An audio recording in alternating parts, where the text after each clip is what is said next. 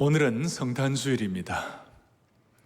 지난 한 해를 많은 분들이 코로나 때문에 잃어버린 한 해라고 합니다마는 오늘 성탄주일 말씀을 통하여 잃어버린 한 해가 회복되는 오늘 주일이 되기를 간절히 바랍니다.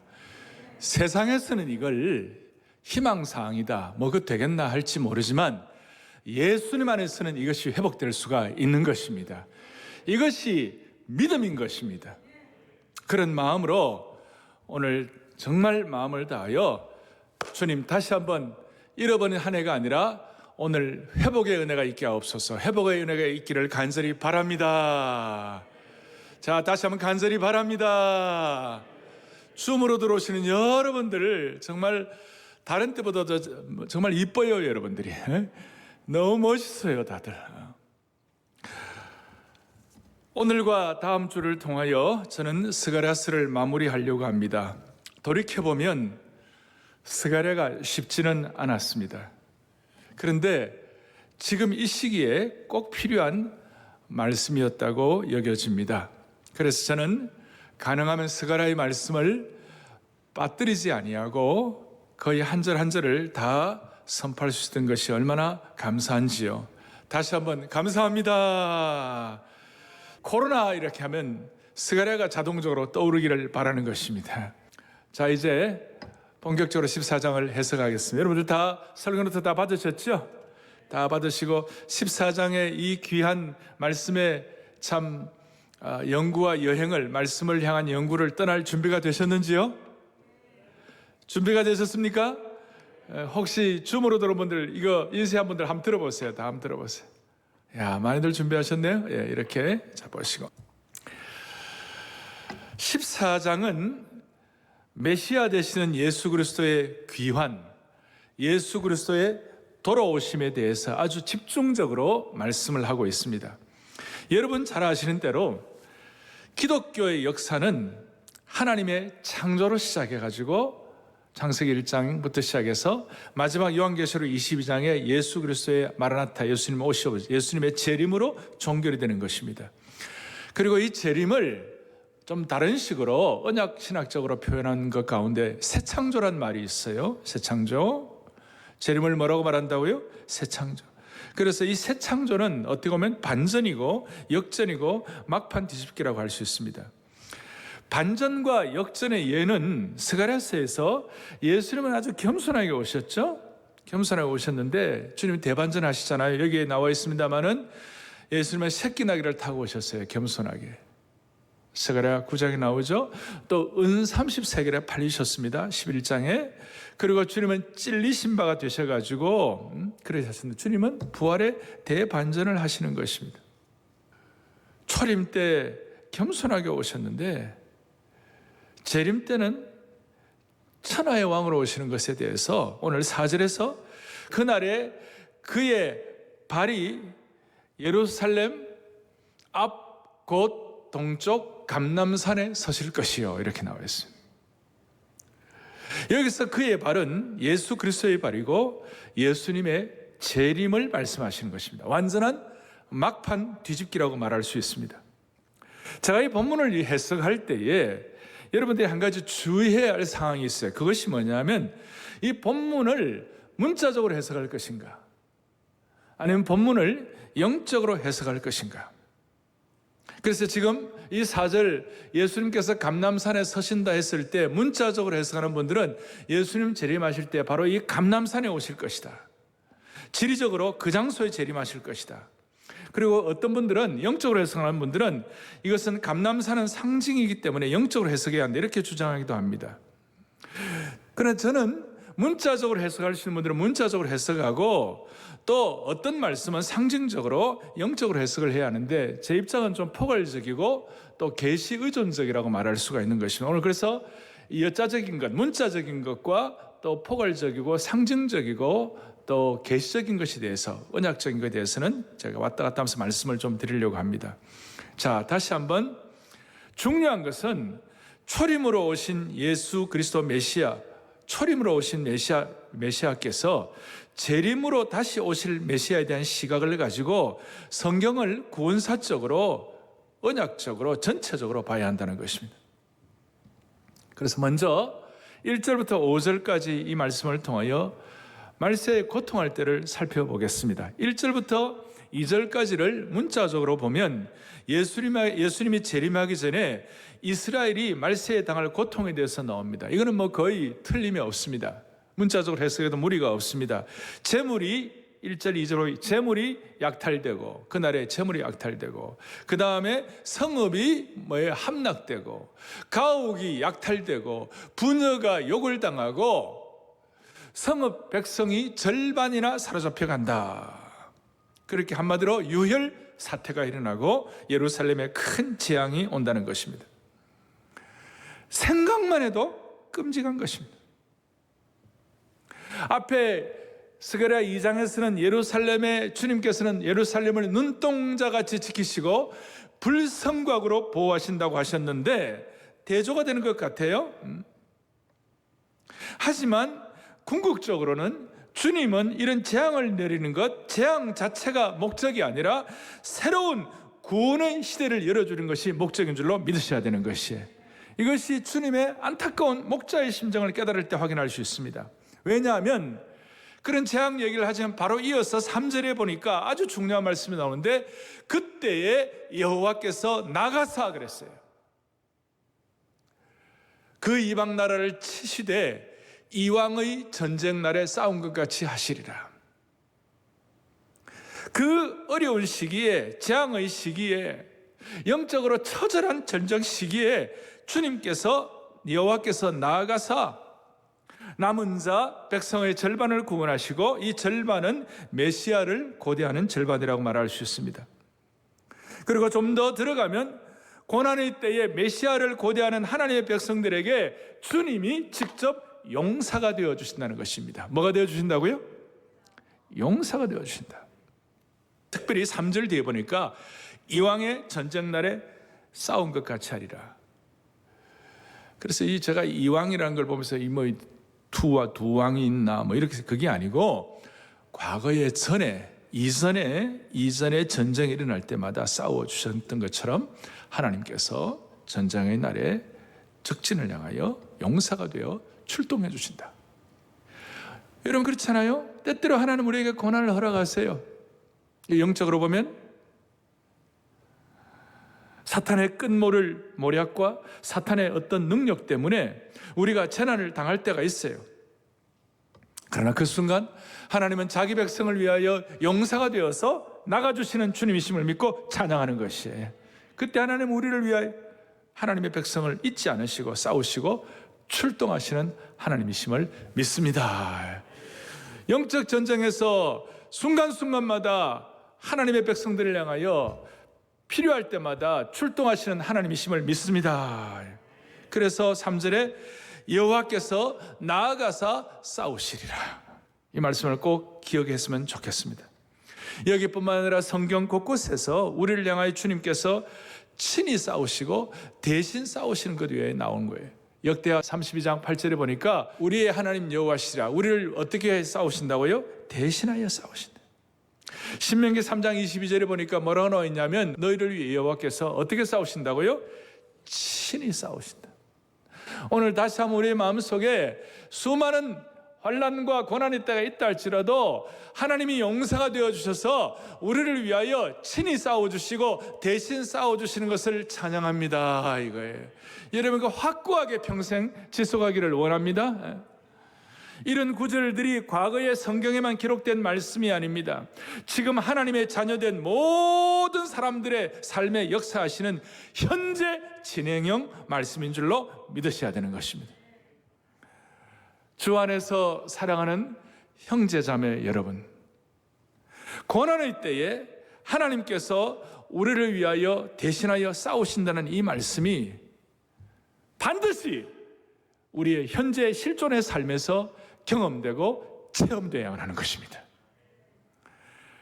무슨 말인가 하면 저와 여러분의 삶의 현장에서 우리를 위해 싸우시는 하나님을 경험하지 못한다면 우리가 세상 사람들과 다른 것이 뭐가 있겠습니까? 이 코로나 시기에 우리 사랑하는 교우들, 줌으로 들어오는 분들, 모든 형제 자매 여러분, 우리의 삶의 현장에서 주님이 우리를 위하여 대신 싸워주시는 것을 체험하고 경험하지 못한다면 우리는 세상 사람들과 다른 것이 뭐가 있겠냐고요. 지난주에 우리는 예수님의 떡과 잔을 가지고 미라클 밀이라고, 기적의 떡이라고, 기적의 음식이라고 떡과 잔을 기념하면서 은혜 주시기를 소원했는데, 오늘은 우리가 미라클 밀 대신에 미라클 워드, 기적의 말씀을 먹고 이번 성탄이 그야말로 구호가 아니라 참된 어메이징 크리스마스, 새해는 그야말로 awesome new year, 경이로운 새해가 될 수 있도록. 다시요, 세상 사람들은 이게 되겠나라고 얘기하지만 우리는 믿음의 눈을 가지고 하나님 바라보는 것입니다. 그래서 내가 한 것이 아니라 주님이 했다고 말할 수가 있는 것입니다. 이런 의미에서 시편 116편 시편 기자는 뭐라고 얘기하느냐? 주께서 내 영혼을 사망에서 건져주셨다. 내 눈을 눈물에서 회복시켜 주셨다. 눈물이 아니라 기쁨의 은혜가 되게 하셨다. 내 발을 넘어짐에서 건져주셨나이다. 오늘 이 성탄주일 예배를 통하여 사랑하는 우리 성도들을 죽이려고 하는 세상의 모든 흉폭함으로부터 우리의 영혼을 건져주시고, 우리에게 상처를 주고 괴롭히고 우리의 눈물 나게 하는 모든 상황에서 우리를 건져주시고, 우리를 넘어뜨리는 모든 대적의 관계에서 우리를 위해 대신 싸워주시는 큰 용사이신 주님을 체험으로 말미암아, 그것을 경험함으로 말미암아 세상 사람들과 다른 무엇이 우리에게 있기를 바랍니다. 모든 우리 주문들 바랍니다. 살아있는 하나님의 말씀이 지금 작동해야 하는 것입니다. 하나님이 우리를 위하여 어떻게 싸우십니까? 우리를 위해 싸우시는 증거가 무엇입니까? 고통의 때에 하나님 우리를 위해 싸우시는 증거, 하나님의 증거가 무엇인가? 우선은 4절 5절에 대자연계 지각 변동이 나오는 겁니다. 4절에 다시요, 그날에 그의 발은 누구의 발이라고? 예수 그리스도의 발입니다. 그의 발이 감람산에 서실 때 큰 지진이 일어나가지고 산 가운데가 쫙 갈라졌어요. 동서로 갈라져가지고 매우 큰 골짜기가 되고, 산 절반은 북으로 절반은 남으로 되고 큰 계곡이 생겼어요. 특별히 8절에 보니까 지하에 샘이 흘러가지고 반은 사해로 나머지 반은 지중해로 흘러들어가는 그런 참 기이한 현상이 있어요. 이 산이 갈라질 때에 5절 보니까 뭐라고 나와 있느냐면, 너희가 그 산 골짜기로 도망하는 거예요. 하나님의 백성들은 도망하는데 유다 왕 우시아 때에 지진을 피하여 도망하던 것 같이 하리라. 유다 왕 우시아 때에 지진이 났을 때 하나님이 이스라엘 백성들을 도망하게 해주신 것처럼 하시겠다. 그리고 그 순간 놀라운 일이 일어나는 것입니다. 그 순간 5절에 나의 하나님 여호와께서 임하실 것이요 모든 거룩한 자들이 주와 함께 하리라 그랬어요. 감람산 위에 두 발을 딛고 서 계신 이 말씀은 요한계시록이나 시편 2편에 나오는 철장 권세를 가지고 불꽃같이 심판하시는 하나님의 철장 권세와 연결이 되어 있고, 특별히 5절 후반부에 모든 거룩한 자들이 주와 함께 하리라 그랬을 때에 예수님이 재림하실 때 홀로 오시는 것이 아니라 주와 함께 누가 오신다고요? 거룩한 자들과 함께 오리라. 이 거룩한 자들은 구약에 있는 신앙 선배들, 신약에 있는 선배들, 우리의 선조들, 그리고 천사들도 이 거룩한 자들에 포함되는 거예요. 그러니까 데살로니가라든지 골로새서에 나오는 천사들과 함께 주의 호령과 나팔 소리로 친히 강림하시리라 하는 그것을 오늘 동일하게 볼 수가 있는 것입니다. 이제 오늘 저는 고통의 때에 우리를 위하여 싸우신 주님에 대해서 말씀을 드렸고, 두 번째로는 이제 새 창조의 놀라운 반전이 있습니다. 6절부터 8절까지 말씀의 어떤 중요한 부분으로 들어가고 있습니다. 여기에 6절, 7절에 아주 전형적인 특별한 회복 사건을 말씀을 하고 있는데, 6절에 뭐라고 나와 있냐면, 주의 날이, 그날이 오면 햇볕도 차가운 달빛도 없어진다. 무슨 말이냐? 그날이 오면 빛이 사라진다는 것입니다. 주의 날이 임할 때 빛이 사라진다. 여러분, 이 빛은, 여기서 말하는 빛은 해와 달과 별과 같은 그런 발광체의 빛을 말하는 거예요. 이 빛이 사라진다. 이거 어떻게 보면 어둠이 임하는 거 아니에요? 물리적인 이 빛이 다 사라진다 했을 때 이거는 굉장히 심각한 거 아닙니까? 근데 저는 그것을 이 빛이 사라지면 어떡하나 하고 부정적으로 어렵게 마음을 생각하고 어떻게 나 고민을 했는데 말씀을 해석하다 보니까 빛이 사라지는 것이 부정적인 것이 아니에요. 여러분, 빛의 부재는 새 창조의 반전을 이루는 것입니다. 창세기에도 보면 어두움 가운데 있을 때 빛이 있으라 할 때 빛이 있었던 거예요. 그러니까 어두움 이후에 빛이 오는 거예요. 빛의 부재가 새 창조의 반전이라는 거예요. 여기에 대해서 소선지사들 아모스, 요엘도 빛이 없는 나라에서 계속 얘기하고 있죠. 요엘서 2장 2절 같은 데 보면 뭐라 나오냐, 쭉 보면 어둡고 캄캄한 날이요 짙은 구름이 덮인 날이라. 이와 같은 것이 옛날에도 없었고 이후에도 되도록 없으리라. 그래서 심판의 날은 본래 빛이 없는 날이에요. 근데 오늘 중요한 것은 우리가 스가랴를 계시 의존적 사색을 하고 해석을 해볼 때 빛의 사라짐은 그것으로 끝나지 아니하고 새로운 빛의 출현을 예고하는 것이. 다시요. 빛의 사라짐은 어둠으로 끝나지 아니하고 새로운 빛의 출현을 말씀하는 것이. 그러니까 고난의 때를 지나고 마침내 새로운 회복, 새 창조, 새 반전의 길이 열린다는 것을 의미하고 있는 것이. 빛의 부재는 새 창조의 반전을 가져온다는 겁니다. 그래서 6절에 보면 뭐라고 나오냐, 빛이 없겠고 7절에 보니까 빛이 있으리라. 빛이 없어졌는데 빛이 오는 것이에요. 이것이 너무 신묘막측한 것이에요. 6절에 다시 뭐가 없겠고요? 빛이 없다. 빛이 없다면 그것이 부정적으로 끝나는 것이 아니라 7절에 새로운 빛이 오는 것이에요. 이 대반전이에요.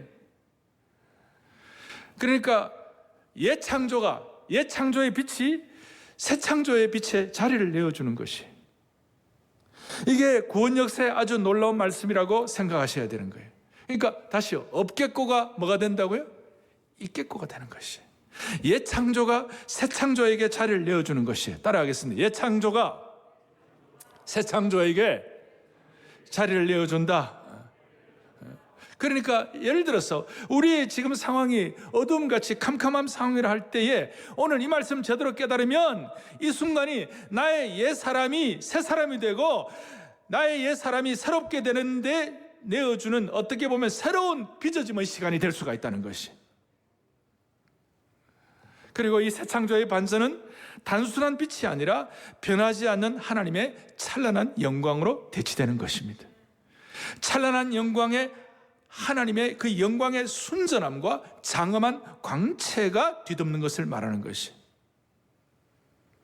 그리고 우리가 창세기 1장, 지금까지 우리가 물리적으로 오늘 현재 이 3차원의 창조의 세계에 낮과 밤의 주기의 문제가 다 사라지고 낮과 밤의 주기와는 다른 완전히 새 창조, 새로운 빛의 개념이 나타나게 되는 겁니다. 따라서 새 창조의 대반전은 밤이 없고 빛만 비추는 날이 될 것입니다. 옛 창조는 낮과 밤으로 특정 지어지는 옛 창조의 형태가 있는데 이 옛 창조의 낮과 밤의 물리적인 형태가 다 사라지고 새로운 창조의 시대가 도래한다는 것입니다. 할렐루야. 여러분, 이걸 얼마나 깨달았는지 주여 말씀을 깨달을 수 있는 영안을 열어 주옵소서. 그래서 가장 대표적인 새빛, 영원한 빛, 옛 창조, 옛날 어두움이 사라지고 새빛이 오는 것에 대한 가장 대표적인 것이 이사야 60장 19절 20절에도 말씀이에요. 저는 이 말씀을 가지고 수십 번 읽고 설교를 하고 했어요. 그런데 오늘 이 말씀과 연결되면서 너무 가슴이 뛰었어요. 이사야 60장 19절 20절 이 말씀을 여러분들이 전에는 잘 몰랐어요. 왜냐하면 이사야 60장 19절 20절 뒤에 우리 교회 제자언론의 어떤 금과 옥조라고 말할, 제자언론의 약속의 말씀이라고 말할 수 있는 그 적은 자가 천을 이룰 것이요 그 약한 자가 강국을 이룰 것이라. 21절 22절 때가 되면 나 여호와 속히 이루리라. 할렐루야. 그 우리가 너무 잘 알아요. 잘 아는데 중요한 것은 19절 20절을 알아야 되는 거예요. 다 같이 우리 또박또박 크게 합독하면 이제 이해가 돼요. 같이 하겠습니다. 다시는 낮의 해가 내 빛이 되지 아니하며 달도 내게 빛을 비추지 않을 것이요 오직 여호와가 내게 영원한 빛이 되며 내 하나님 내 영광이 되리니. 그 다음 20절 다시는 내 해가 지지 아니하며 내 달이 물러가지 아니할 것은 여호와가 내 영원한 빛이 되고 내 슬픔의 날이 끝날 것임이라. 할렐루야. 전에는 이게 다시는 내 낮의 해가 내게 내 빛이 되지 아니하고 밤에도 빛이 비추는, 이러면 나쁜 거 아닌가? 이거 무슨 뜻인가?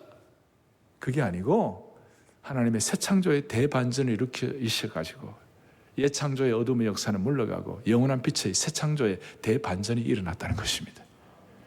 그래서 여호와가 우리의 영원한 빛이 되는 것을 찬양합니다. 찬양합니다.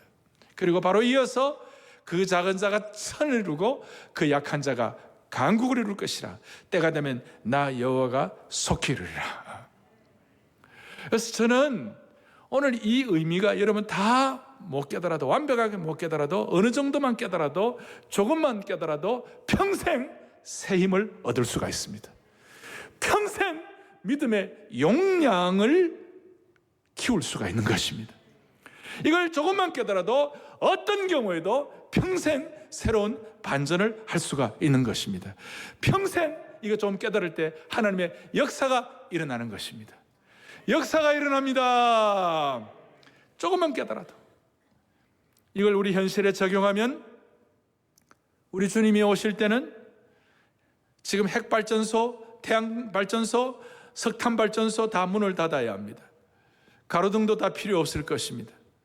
우리가 어둠 속에서 글을 읽으려고 할 때에 형광등을 켜고 막 읽습니다. 그러다가 막 이렇게 세수하고 그러다가 커튼을 확 열면 더 이상 형광등이 필요가 없습니다. 여러분, 세상의 빛도 그럴진데 주님의 새 창조의 빛이 비춰주면 어떤 다른 것도 필요가 없는 것입니다. 주님의 빛은 해와 달과 별빛, 그리고 세상의 인위적인 빛을 의지하지 않는 빛인 것입니다. 이것을 요한이 깨닫고 요한계시록 21장 23절부터 25절까지 또박또박 우리 같이 보겠습니다.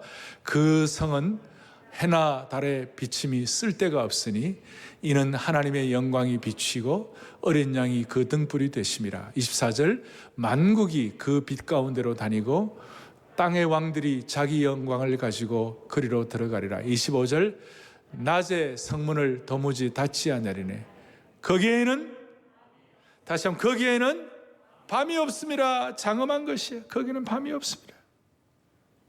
이걸 성령의 새롭게 하심으로 여러분들 깨닫는 은혜가 있기를 원합니다.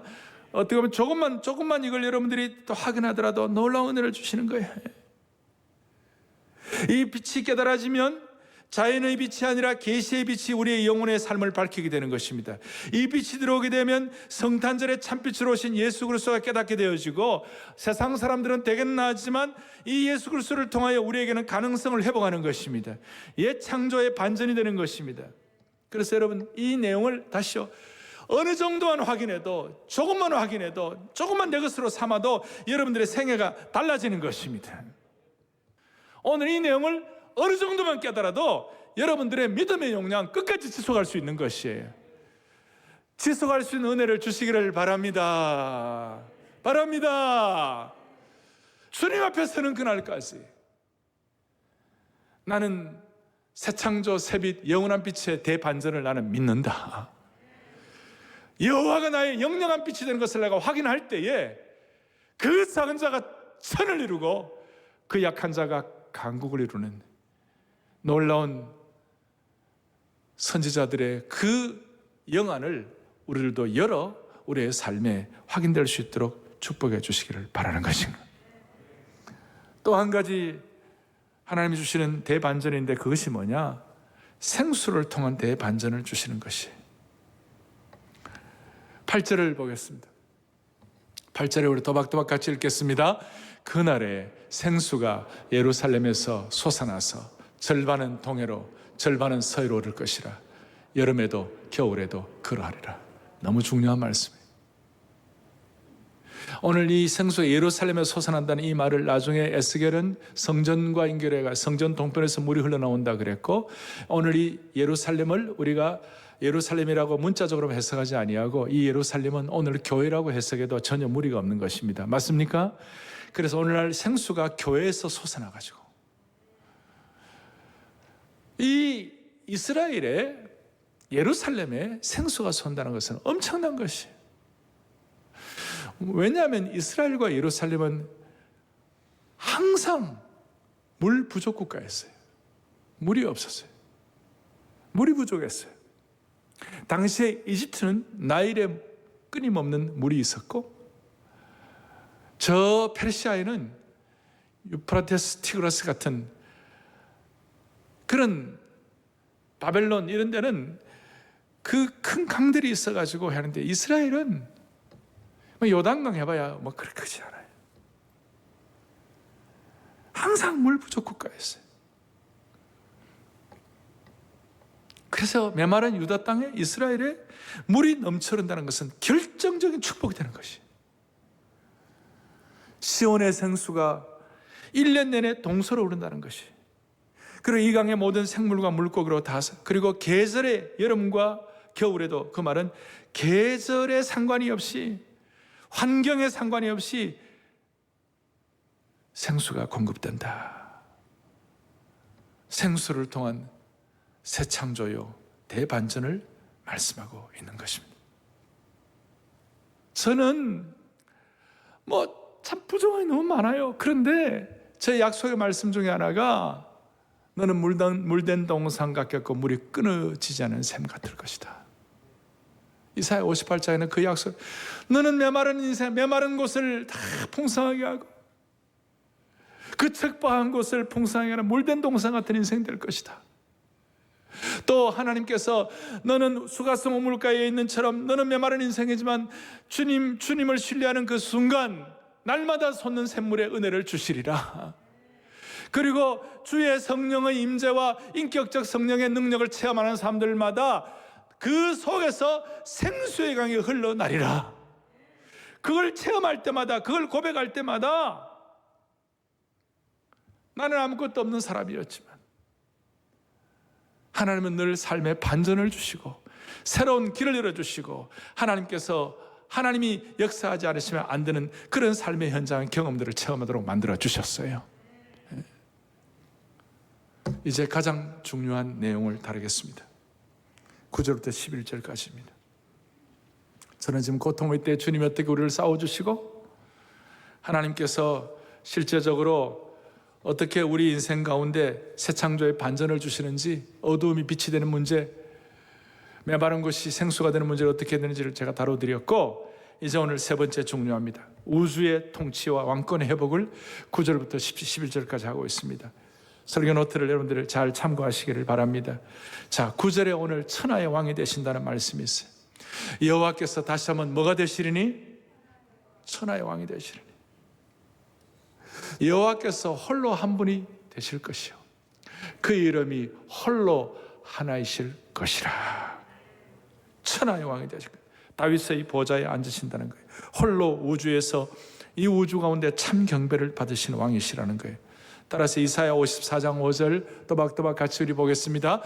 그의 이름은 만군의 여호와시며, 그 다음 그는 온 땅의 하나님이라 일컬음을 받으실 것이라. 할렐루야. 온 땅의 하나님, 천하의 하나님.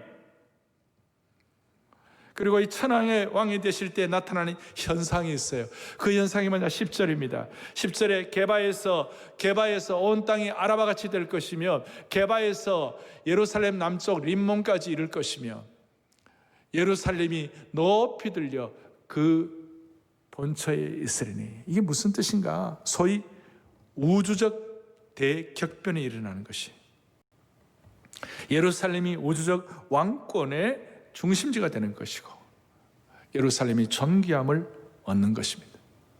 여기서 문자적으로 해석하고 영적으로 해석하는 차이가 좀 있긴 하지만, 아마 이스라엘의 역사가 전혀 의미가 없다 그렇게 말할 수 없을 거예요. 아마 이스라엘에게도 말세에 큰 징조가 있을 거예요.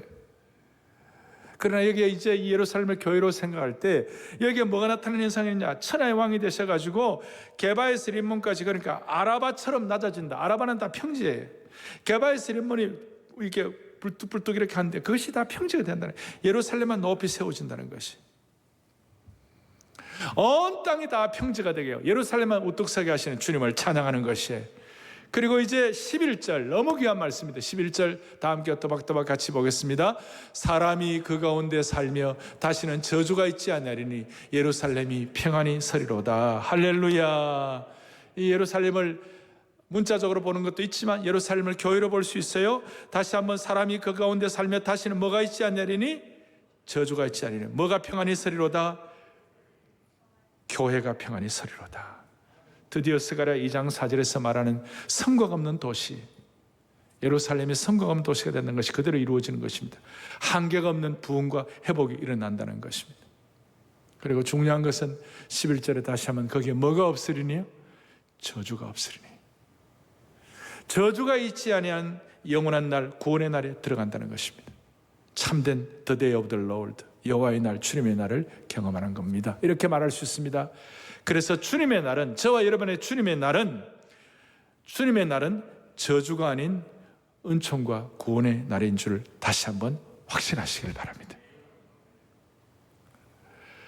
모든 하나님의 백성들에게 나타나는 현상 중에 하나는, 이걸 적용해 가지고 남들이 볼 때 저주가, 그것이 구원이 되는 것입니다. 하나님의 백성들의 삶에 있어서 우리가 한결같이 주님 앞에 이 말씀 가운데 부복하고 이 말씀을 집중하고 이 말씀 가운데 평생을 유지하면 세상 사람들이 볼 때 저건 저주야, 저 사람에게는 저주야 하는 그 저주가 구원과 은총으로 바뀌게 되는 것입니다. 이것이 기가 막힌 진리가 되는 것입니다. 이것이 우주적인 통치와 왕권의 회복이 일어날 때 나타나는 특별한 현상이라고 말할 수가 있는 것입니다.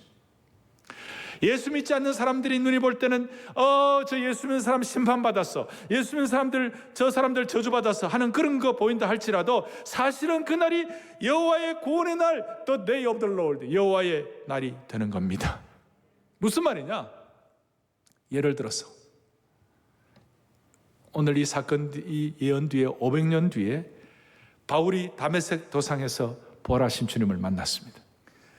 다메섹 도상에서 바울이 부활하신 주님을 만나는 그 순간, 그 하늘에서 빛이 비치고, 오늘 영원한 빛이 비치고 마상에서 떨어졌을 때 세상 사람들이 볼 때는 저주의 날입니다. 눈이 멀고 마상에서 떨어지고 심판받는 것입니다. 그런데 사실은 바울의 평생의 입장에서 볼 때 그날은 심판의 날, 저주의 날이 아니라 그날은 바울에게 있어서 구원의 날, 은총의 날, 사명의 날, 영광의 날, 회복의 날인 줄로 확신합니다. 이것은 너무나 중요한 것입니다. 남들이 볼 때 바울이 마상에서 떨어졌을 때, 빛이 눈이 멀었을 때 저거는 저주받았어. 여러분, 아닙니다. 우리는 오늘 그날이 저주의 날이 아니라고 믿는 하나님의 백성들에게는 어떤 경우에도 그것이 구원의 날이고 은총의 날이고 생수의 날이 될 수가 있는 겁니다. 그래서 진짜 그리스도인이 되면 남들이 볼 때 저주가 우리에게는 구원이 될 수가 있습니다. 이것이 천하의 왕이 귀환할 때 나타나는 현상이요 축복입니다. 그래서 오늘 천하의 왕이 이 땅에 오신 것이 너무 감사한 겁니다. 이걸 이사야가 눈을 떠봐가지고 너무 귀하니까, 너무나 귀한 말씀, 여러분 이사야 9장 6절에 있는 말씀, 너무나 잘하는 말씀 다시 한번 또박또박 보겠습니다. 그의 이름은 기묘자라, 모사라, 전능하신 하나님이라, 영존하시는 아버지라, 평강의 왕이라 할 것임이라. 할렐루야. 오늘 이것을 믿는 자에게 기묘자라, 원더풀하다, Almighty God, Prince of Peace, 평강의 왕이라.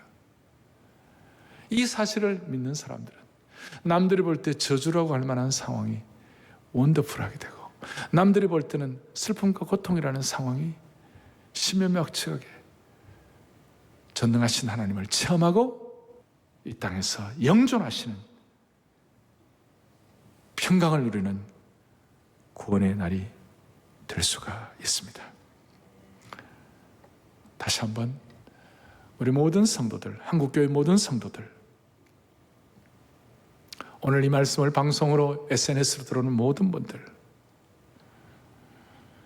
참된 새 창조와 참된 구원의 날, 참된 생수가 있으면 심판의 날이 구원의 날로, 어두움이 빛의 날로, 메마른 날이 생수의 날로 바뀌는 것을 확신하기를 바랍니다. 그래서 저는 이 사실을 제가 확실히 믿기 때문에 제 삶의 원칙 두 가지가 있어요. 이 사실을 믿기 때문에 억울함도 있고 힘든 거 있고 또 뭐 부족함도 있지만 평생의 제 삶의 두 가지 원칙. 결정적인 순간에, 힘들고 어려운 순간에 나는 술수를 쓰지 않겠다. 나는 인간적인 방법을 쓰지 않겠다. 욥기 13장에 오면 그가 나를 죽이실지라도 나는 그를 신뢰할 것이라. 결정적인 순간에 사람 수 쓰지 않겠다.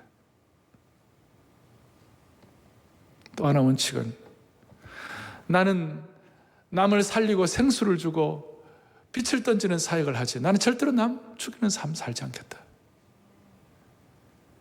나는 남을 비판하거나 남을 끌어내리거나 남에게 해코자 뒤에서 모략을 부리거나 내가 어떤 뭐가 능력이 있다 할지라도 절대로 나는 그렇게 하지 않겠다. 그래서 저는 남을 살리는 사역을 하고 싶었어요. 그래서 강단에서 저는 누구를 치고 싶지도 않았고 누구를 치지도 않았습니다. 왜냐하면 우리 모두에게는 이 두 가지 견제할 수 있는 것은 결정적인 순간에 인간만큼 쓰지 아니하고 결정적인 순간에 살리는 사역할 수 있는 비결은 뭐냐? 남들이 볼 때 저거는 저주다. 남들이 볼 때 저는 미칠도록 힘들다. 저는 심판이다 할 수 있는 그것이 우리에게는 구원의 날이 될 수 있기 때문에 할렐루야.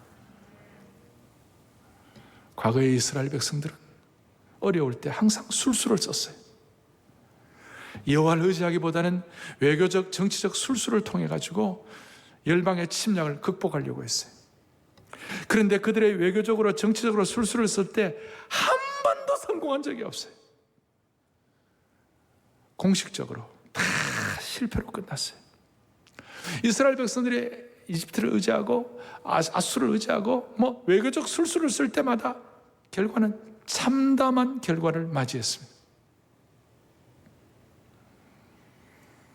그렇지만 회복될 새 예루살렘, 새 이스라엘, 새 우주적 통치의 시대는 더 이상 외교 정책으로 생명을 연명하는 도시가 되지 않을 것입니다. 오히려 새 예루살렘은 여호와께서 친히 왕으로 임재하는 우주적 통치의 중심지가 될 것을 믿습니다. 이걸 시편 2편에서는 깨닫고 기자가 뭐냐? 시편 2편에 나와 있는 것처럼 이방 나라들이 헛된 일을 꾸미고 여호와를 대적할 때 하늘에 계신 자가 비웃은 거예요. 그리고 내가 철장 권세로 그들을 깨뜨릴 것이라. 그의 아들에게 입맞추라. 오늘 성탄에 오시는 주님에게 입맞추는 성숙한 형제 자매들이 될 수 있기를 바랍니다. 결론을 내리겠습니다. 세상의 마귀의 세력, 세상은 기고만장해가지고 마귀는 이 세상 거리를 활보하면서 교회와 기독교를 비웃고 조롱의 화살을 쏜다 할지라도 두려워하지 아니하고 철장 권세로 통치하시는 하나님을 신뢰하십시다. 저는 여기서 마지막 하나, 많은 사람들이 회개하라 그러면 부담을 가져요. 막 짐을 가져요. 그런데 이 은혜를 깨달으면요, 우리는 회개도 괄호 넣었어요. 회개도 안심하고 할 수 있어요. 아직도 이해가 안 되시면 이해가 되시기를 바랍니다. 회개도 안심하고 할 수 있는 것이에요. 주님 앞에 깨어지는 것도 안심하고 깨어질 수 있는 것이에요. 맡기는 것도 안심하고 할 수가 있는 것입니다. 오늘 이 장엄한 스가랴 14장의 말씀 우리가 1절부터 11절까지 다 파악을 했습니다. 중요한 것은 천하의 왕 앞에 우리가 깨어지고 엎드리고 경배할 때 하나님은 기적을 베풀어 주실 것입니다. 두 손을 다 펼치시고 엎드려 절하세, 엎드려 절하세. 찬양하겠습니다. 엎드려 절하세, 엎드려 절, 엎드려 절하세. 구세 천하의 왕 오시네. 천하의 왕 오시네, 천하의 왕 오시네, 천하의 왕 오시네. 구세주 낳네. 가슴에 손을 얹겠습니다. 저는 오늘 성탄 이 주일 예배 참 사모하는 마음으로, 축하하는 마음으로 한복을 입고 섰습니다. 텅 빈 안아주시는 본당을 보면서 마음이 많이 아프지만, 그러나 사실 여기 텅 빈 것이 아니라 꽉 차 있는 줄로 믿는 것이, 여러분의 사명과 비전과 확신으로 꽉 차 있고, 주음으로 들어오는 모든 분들 생수와 영원한 빛의 대반전으로 꽉 차 있는 것입니다. 오늘 모든 분들의 생애가 완전히 새롭게 될 것입니다. 냄새만 맡아도, 확신만 해도 달라지는 것입니다. 자비로우신 하나님 아버지, 주님이 우리의 인생 한 분 한 분의 천하의 왕 되심을 믿습니다. 고통의 때, 영적인 전쟁의 때에 우리 모두를 위해 앞에 나가 싸워주시는 주님을 찬양하고 경배하기를 원합니다. 이 말씀 믿고 어떤 경우에도 인간적인 술수를 쓰지 않고 주님을 신뢰하게 하여 주시옵시고, 회개와 깨어지는 것도 안심하고 깨어지고 회개하게 하여 주옵소서. 우리에게 새 창조의 대반전을 주시고 천하의 왕이시고 성탄의 주인이신 예수 그리스도 이름 받들어 간절히 기도 올리옵나이다. 아멘.